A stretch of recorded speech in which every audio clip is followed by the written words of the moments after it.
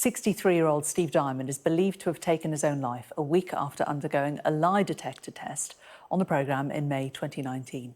Our arts and entertainment correspondent Katie Spencer has more.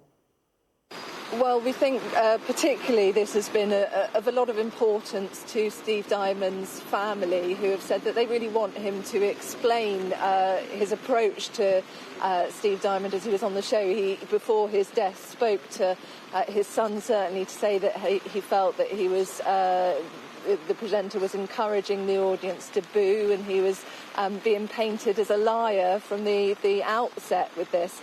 Jeremy Kyle has been here since the early morning. He hasn't given any evidence yet. This morning we've been hearing from Chris Wooson, who was the director of content compliance for ITV at the time.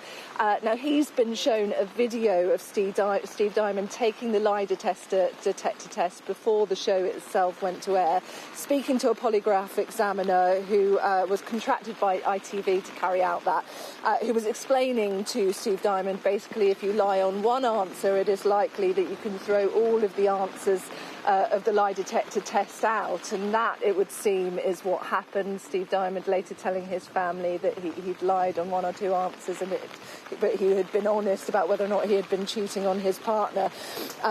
Certainly, it seems that it was aware to production staff that he was very upset after the recording. It was read out in court.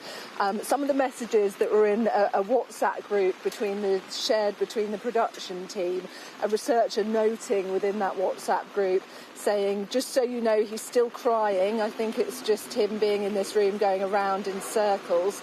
And another message there saying, he just said, I wish I was dead, to which I said he's going to be fine, just to give you a heads up.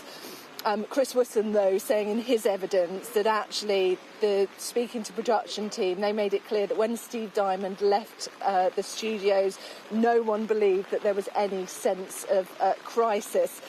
He confirmed, though, Jeremy Kyle himself has played no role in the selection of guests. He had no involvement in the aftercare as well. And while the coroner has been keen to stress that there will be no apportion of blame as when this coroner hearing concludes, what they do want to hear is from the presenter himself. Of course, Steve Dymond's son has said that he felt that Jeremy Kyle egged on the audience to boo him in the crowd. And Jeremy Kyle will give his evidence this afternoon. We're also expecting clips to be played of the episode itself, which was never broadcast because of what happened in the end.